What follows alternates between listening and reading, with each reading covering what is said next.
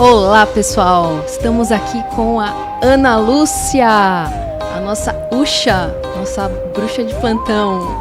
Nós vamos começar uma nova playlist chamada Aprendiz de Bruxa, onde a gente vai fazer ali perguntas para quem está querendo começar a entender melhor esse universo, começar a praticar.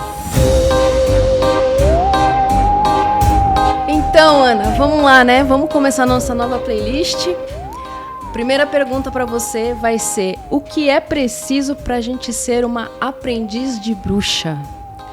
Bom, primeiro, obrigada pelo convite. É sempre muito bom falar de bruxaria aqui no canal. Bom, o que precisa? Primeiro, a disponibilidade. A pessoa está aberta para buscar bruxaria e entender.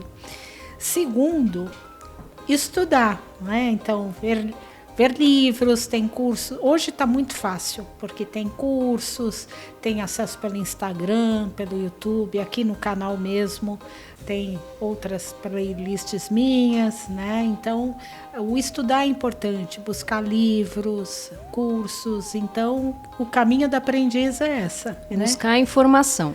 Porque as pessoas às vezes vão e começa logo querendo fazer um ritual e sem ter um preparo necessário.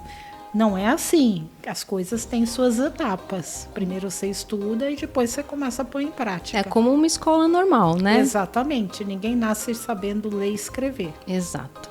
Joia. Então me explica uma coisa. Bruxaria é religião? Resposta é sim e não. Sim, pensando na Wicca, que é a religião das bruxas, que foi sistematizada pelo Gerald Gardner, na Inglaterra, e ele meio organizou diversas tendências da bruxaria, sistematizou na forma de uma religião. E ele fez isso até com a intenção da bruxaria ser aceita, né? Não ter mais perseguições. Isso foi lá nos anos 50. Tá, para diminuir ali aquela ojeriza que tinham sobre esse tipo de prática, né? Perseguição, tudo isso. E aproveitando aí que a gente está falando sobre religião, que você estava explicando para nós, existe bruxa cristã? Então, vamos lá. Aqui no Brasil, principalmente, você tem muito sincretismo, né? Às vezes a pessoa, ela que não está dentro de um caminho religioso, ela puxa diferentes coisas, né? Que ela se interessa e vai vendo que tem uma ou que tem outra. Então, isso acontece com pessoas, e o país, ele é majoritariamente cristão, né? Porque você tem a religião católica e religiões evangélicas. Então, culturalmente, é difícil você se desvencilhar do cristianismo, pensando assim como formação, né? Então, por isso que muitas pessoas se interessam por bruxaria, mas às vezes sente aquele medo, né? Entende a bruxaria como um a mais, como um complemento. Mas para quem abraça a bruxaria, eu diria que não tem como você ser bruxa cristã pelo seguinte, porque as religiões, vamos pensar religiões judaico-cristãs, você tem todo um processo de, primeiro, monoteísmo. Você tem um Deus criador e você tem uma devoção a Deus, uma devoção a Jesus, a Maria, no catolicismo, a santos católicos. Você sempre pede para eles, né? E, é claro, faz a sua parte também, mas é um processo de devoção. Quando você faz essa oração, é isso. Na bruxaria, não. Na bruxaria, é assim, eu estou em conexão com todo o universo. Então, não há devoção, é a minha intenção e com a participação ou de divindades, para quem segue algum panteão, né?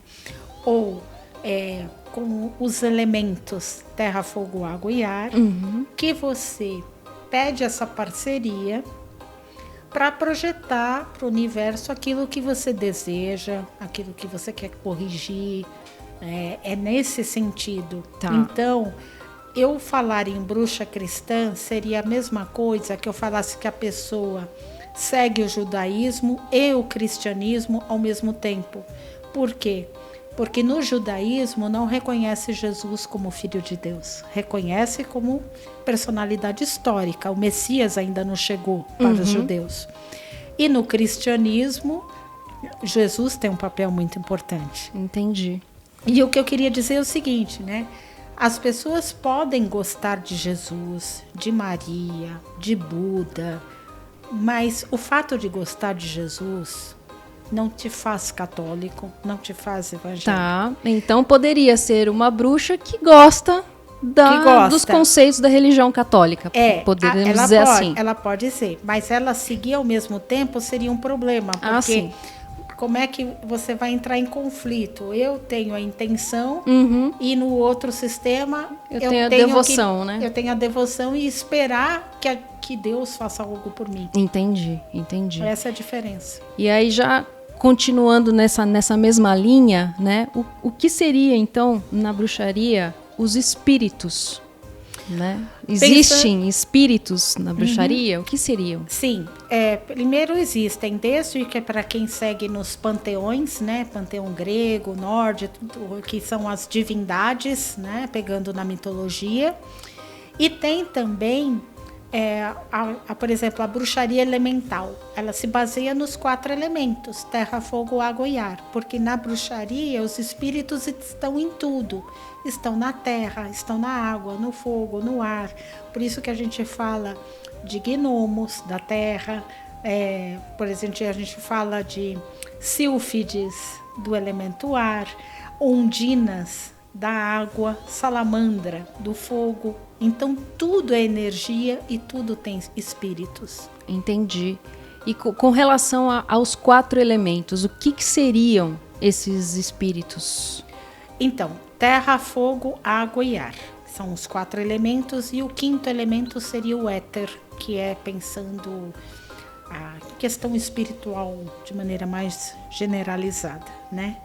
A sua ancestralidade, por exemplo. O que não é palpável, né? O o não que é visível. Etéreo, é mais do que etéreo, porque o elemento ar, né? Você tem as sílfides, né? Então, você pensa no elemento ar, por exemplo, ali o vapor do difusor ultrassônico pode ser o elemento ar, né? O incenso, a fumaça de um incenso. Né? Tá joia, tá isso. joia. Bom, a gente vai continuar no nosso próximo episódio, a gente vai falar um pouco mais também sobre os elementais e os elementos. E obrigada, Ana, por essa primeira parte aí da nossa playlist sobre aprendiz de bruxa. E fica aqui o convite para participar do nosso próximo evento. Obrigada, Ana. Beijo. Perfeito. Até o próximo. Tchau, pessoal.